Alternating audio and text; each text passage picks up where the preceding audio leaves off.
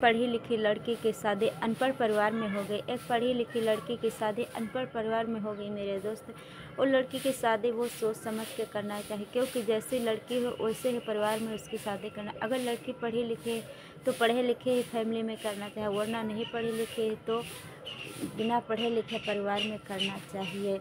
नहीं तो एक लंग साइकिल के पहिया और एक लंग मोटरसाइकिल के पहिया, ये शादी कभी चल नहीं सकती। शादी तभी चल सकती है जब दोनों पहिया एक ही तरह की होगी मेरे दोस्त।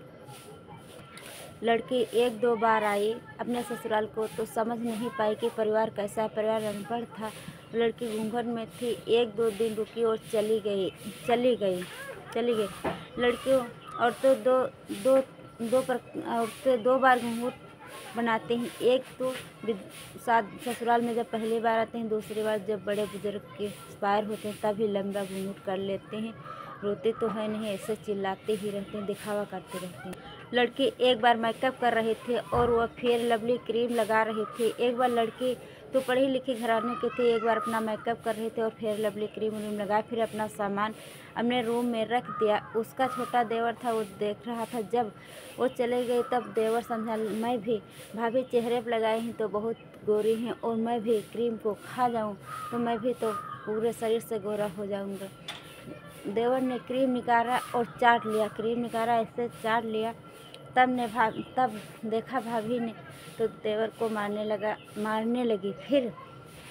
फिर वो देवर अपने बड़े भाई के पास गया, बोला कि भैया ने भाभी मुझे बहुत पिटाई की है।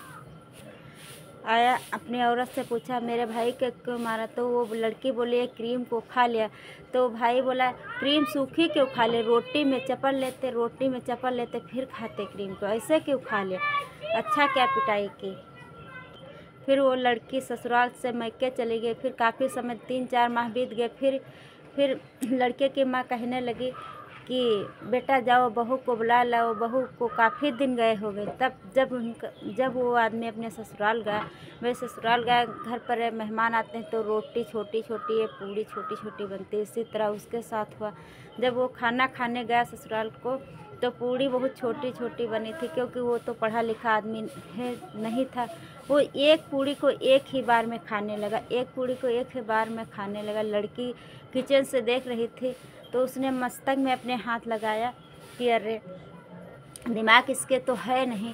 तो जब मस्तक में हाथ लगाया और 2 उंगली दिखाया तो कि 2 कौर तो बना लो।